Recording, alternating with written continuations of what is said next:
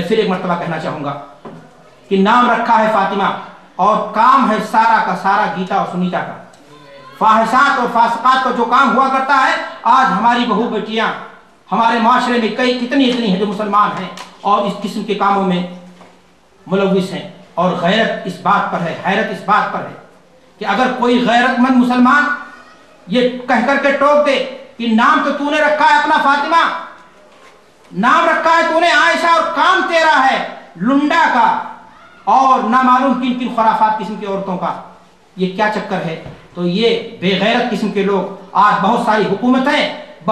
حکومت میں بیٹھے ہوئے سرکاری کارندے جو یہودی اور عیسائی ہی نہیں مسلمان ہیں، کہتے ہیں صاحب عورت کی آزادی کے خلاف ایک جملہ ہم برداشت نہیں کریں گے، عورت کی آزادی نہیں چھینی جا سکتی، اس کی آزادی پر کوئی پابندی نہیں لگانے دیں گے آپ کو۔ لیکن کون ہے وہ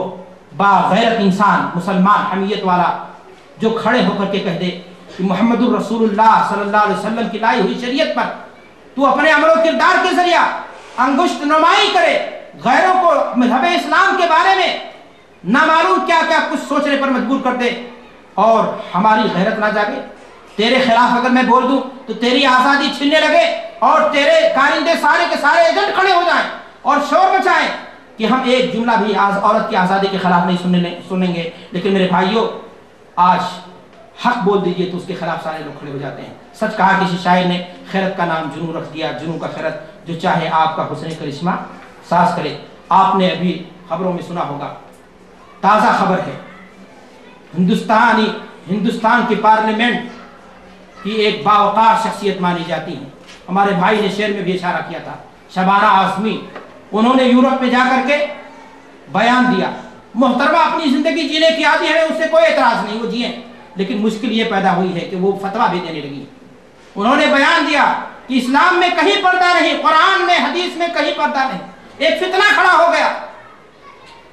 لوگوں نے اسلام کے بارے میں نامعلوم کیا کچھ سوچا اور اس طرح کے مسائل کھڑے ہوئے کہ میرے بھائیوں، لوگوں نے اسلام پر انگشت نمائی کی۔ افسوس کی بات ہے، ایک عورت اپنی زندگی جیے، اپنی زندگی کے بارے میں کوئی اگر انگشت نمائی کرے تو اس کی انگلی توڑ دینے کے بارے میں سوچنے کی کوشش کرتی ہے، لیکن وہ اسلام کے بارے میں جس نے اسلام کا مطالعہ نہیں کیا، دین کو سمجھا ہی نہیں، جس نے پوری زندگی نام تو رکھا مسلمانوں کا لیکن سارا کام سارا کردار اس کا ہندوؤں کا رہا، وہ شخص کیا کرتی ہے؟ اسلام کے بارے میں بولتی ہے اور اسلام کے اندر ایک خاص چیز جو برقع ہے، پہناوا ہے، اس کے بارے میں بولتی ہے۔ میرے بھائیوں، جہاں تک یہ بات ہو سکتی ہے کہ اگر خاص قسم کا برقع کالے رنگ کا کوئی اس پر یہ کلام کرے کہ قرآن میں اس کا ذکر نہیں ہے، حدیث میں اس کا ذکر نہیں ہے، تو یہ بات مانی جا سکتی ہے کہ اللہ کے رسول صلی اللہ علیہ وسلم کے زمانے میں معاشرہ سادہ تھا، لوگ چادر کے ذریعہ سارا کام کر لیتے تھے، لیکن آج کے زمانے میں زیورات کی اور مختلف لباسوں کا جو انداز ہے، اس میں اگر اس کو چھپانے کے لیے عورت مکمل طور سے پردہ کرتی ہے اور اس کو برقعے کی شکل دے لیتی ہے یا نقاب کی شکل دے لیتی ہے تو اس میں حرج کی کوئی بات نہیں ہے۔ وہ مقصود یہ ہے کہ وہ اپنے زینت کی چیزوں کو چھپائے، جب وہ گھر سے باہر نکلے، چاہے وہ پردہ کی شکل میں چادر کی شکل میں اوڑھ کر کے یا پھر وہ نقاب یا برقع پہن کر کے، جیسے بھی ہو، لیکن ہر حال میں اس کے لیے ضروری ہے کہ وہ اس چیز کو چھوڑے۔ میرے بھائیو اور دوستو، اللہ کے رسول صلی اللہ علیہ وسلم نے عورت کے بارے میں ایک جگہ فرمایا تھا، ما ترکت بعدی فتنة اضر علی الرجال من النساء، کہ میں اپنے بعد مردوں کے لیے سب سے بھاری فتنہ عورت کی شکل میں چھوڑ کے جا رہا ہوں۔ اللہ کے رسول صلی اللہ علیہ وسلم نے یہ بات کب کہی تھی؟ اس وقت جب معاشرہ صالح تھا، صحابہ موجود تھے۔ آج کا دور ہوتا، ننگا پن ہوتا، معاشرے میں بے حیائی ہوتی تو کیا ذکر ہوتا، کیا حکم ہوتا۔ اللہ کے رسول صلی اللہ علیہ وسلم نے اس وقت کہا تھا کہ عورت اس وقت بھی فتنہ ہے جب وہ پردے کی حالت میں نکلے، تب بھی وہ مرد کے لیے فتنہ ہے، لیکن اگر وہ عورت جسم پہ تھوڑے لباس رکھ کر کے جائے گی، مختلف تہذیبوں کی نقالی کر کے جائے گی تو وہ کتنا زیادہ فتنے کا باعث بنے گی، آپ سن سکتے ہیں۔ میرے بھائیو اور دوستو، میں آپ کو بتانا چاہتا ہوں کہ بے پردگی کسی بھی طریقے سے اسلام برداشت نہیں کرتا، اس لیے کہ بے پردگی یہ بے حیائی کو جنم دیتی ہے۔ اسلام نے جنسی تعلقات کے لیے شادی اور بیاہ کا مقدس رشتہ رکھا ہے، اس کے علاوہ کسی بھی طریقے سے کسی بھی تعلق کو اسلام جائز اور درست نہیں سمجھتا ہے۔ اور اگر کوئی شخص بے پردگی کا دل دادا ہے اور بے پردگی کے خلاف بولنے پر یہ کہتا ہے کہ ہم عورتوں کی آزادی کے خلاف ایک بات برداشت کرنے کے لیے تیار نہیں ہے تو میں اس سے یہ عرض کرنا چاہوں گا کہ وہ ابلیس کا نمائندہ ہے۔ سب سے پہلے بے پردگی کی جس نے دعوت دی وہ ابلیس تھا۔ واقع حوا اور آدم آپ کے سامنے ہے، آپ دیکھیے اللہ تعالیٰ قرآن مجید میں فرماتا ہے یا بنی آدم لا یفتننکم الشیطان کما اخرج ابویکم من الجنہ ینزع عنہما لباسہما لیریہما سوآتہما، کہ اے آدم کی اولاد تمہیں شیطان دھوکے میں نہ دے لے، تمہیں دھوکہ نہ دے لے، جیسا کہ تمہارے ماں باپ کو نکلوا دیا جنت سے اور ان کے لباس کو ان سے کیا کر دیا، اتار دیا۔ آج لباس کو اتار کر کے بے حیائی کی دعوت جو کچھ دی جا رہی ہے، یہ سارے کے سارے میرے بھائیوں اگر دیکھا جائے تو شیطان کے کارندے ہیں۔ بے پردگی جہاں ابلیس کی سنت ہے وہاں یہ یہودیوں کا طریقہ ہے۔ اللہ کے رسول صلی اللہ علیہ وسلم نے ایک حدیث کے اندر ارشاد فرمایا فاتقوا الدنیا واتقوا النساء فإن اول فتنة بنی اسرائیل کانت فی النساء، اے لوگوں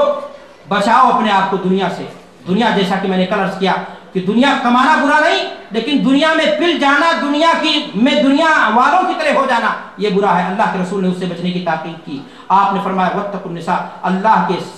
واسطے عورتوں کے سلسلے میں بھی ڈرتے رہنا، انہیں بے پردہ چھوڑ دینا، انہیں سترے بے مہار چھوڑ دینا، ان کی زندگی بالکل آزاد چھوڑ دینا، نتائج بڑے بھیانک ہوں گے، خبر اتنی غلط آئے گی کہ پھر خودکشی کے علاوہ کوئی چارہ نہیں ہوگا۔ میرے بھائی اور دوستو، مجھے ایک واقعہ یاد آ رہا حضرت اسماء رضی اللہ تعالیٰ عنہا کا۔ حضرت اسماء رضی اللہ تعالیٰ عنہا یہ حضرت عبداللہ ابن زبیر کی ماں، رسول صلی اللہ علیہ وسلم کی سگی سالی، حضرت ابو بکر صدیق کی بیٹی ہے، عائشہ کی بہن ہے۔ ایک مرتبہ یہ اپنے کھیت سے آ رہی تھی۔ گویا اسلام اس بات کی اجازت دیتا ہے اگر ضرورت پڑ جائے تو عورت اپنے کھیت میں جا کر کے کھیتی کا کام کر سکتی ہے، گھر ہی نہیں کھیتی کا بھی کام کر سکتی ہے، لیکن ہاں چادر ہونی چاہیے، پردے کے ساتھ جائے گی، پردے کے ساتھ آئے گی، اپنے حیا کا پورا خیال ہوگا۔ حضرت رسول اکرم صلی اللہ علیہ وسلم کہیں سے آ رہے تھے، آپ نے حضرت اسماء کو جب دیکھا تو چال سے پہچان لیا کہ یہ اسماء ہے، اس لیے کہ بچپن میں اسماء کو دیکھا تھا۔ اللہ کے رسول صلی اللہ علیہ وسلم نے اپنا اونٹ بٹھا دیا اور اشارہ کیا کہ اے اسماء میرے اونٹ پہ بیٹھ جاؤ، میں مرد ہوں، پیدل چلوں گا، تمہارے ساتھ بوجھ ہے اس کا بھی اور تمہارا بھی تعاون ہو جائے گا، تو آسانی کے ساتھ تم گھر پہنچ جاؤ گے۔ لیکن میرے بھائی اور دوستو ذرا سبق حاصل کیجئے کہ حضرت اسماء اللہ کے رسول پر شک کرنے والی نہیں تھی۔ اللہ کے رسول سگے بہنوئی تھے، اللہ کے رسول صلی اللہ علیہ وسلم بہنوئی ہی نہیں، آپ نبی تھے، رسول تھے۔ آپ کے بارے میں حاشا وکلا اسماء کے دل میں کوئی غلط بات پیدا ہو ایسا ممکن نہیں، لیکن اسماء رضی اللہ تعالیٰ عنہا نے یہ کہہ کر کے انکار کر دیا کہ اے اللہ کے رسول صلی اللہ علیہ وسلم میں آپ کے سواری پر بیٹھ جاتی، اور یہ حکم چونکہ اللہ کے رسول نے بحیثیت رسول نہیں دیا تھا، کہا کہ اے اللہ کے رسول میں آپ کی سواری پر بیٹھ جاتی، لیکن مجھے زبیر کی غیرت یاد آ رہی ہے، میرے شوہر کو کہیں یہ بات بری نہ لگ جائے کہ ان کی اجازت کے بغیر میں غیر کی سواری، اللہ اکبر، محمد الرسول اللہ کی سواری پر بیٹھ کر کے بیوی چلی آئی۔ آج ہمارے معاشرے میں مسلمان بھائی اپنی بہن کو کہتا ہے جعفر فلاں کے ساتھ چلی جاؤ، کوئی مشکل نہیں، اپنی بیوی کو فلاں کی سواری پہ بھیج دیتا کہتا ہے کوئی مشکل نہیں، مشکل اس ناطے تمہاری ختم ہو گئی تو تمہارے یہاں سے حیا ختم ہو گئی۔ اگر حیا باقی ہوتی، ایمان باقی ہوتا تو واقعی معنی میں تمہارے یہاں مشکل کھڑی ہوتی۔ کہتا نہیں کوئی پرابلم نہیں ہے، یہ تو چلتا ہے، اور چلتا اس ناطے ہے کہ تم ان چیزوں کی بے حیائی کے کیا ہو گئے ہو، عادی ہو گئے ہو۔ میرے بھائی اور دوستو اگر عادی نہ ہم ہوئے ہوتے تو یہ ساری چیزیں آج ہمارے اندر پیدا نہ ہوتی۔ میں نے آپ سے کہا کہ اللہ کے رسول صلی اللہ علیہ وسلم کی احادیث بتاتی ہیں کہ بے پردگی جہاں ابلیس ملعون کی سنت ہے وہی یہودیوں کا یہ طریقہ ہے۔ اللہ کے رسول صلی اللہ علیہ وسلم نے فرمایا کہ یہودیوں میں سب سے پہلا فتنہ عورتوں کے سلسلے میں بے حیائی اور بے حجابی کا پیدا ہوا تھا۔ تو اے لوگوں تم اپنی عورتوں کے سلسلے میں بچو، اس سلسلے میں گویا آج بھی اگر آپ دیکھیں گے بے حیائی کا موجد،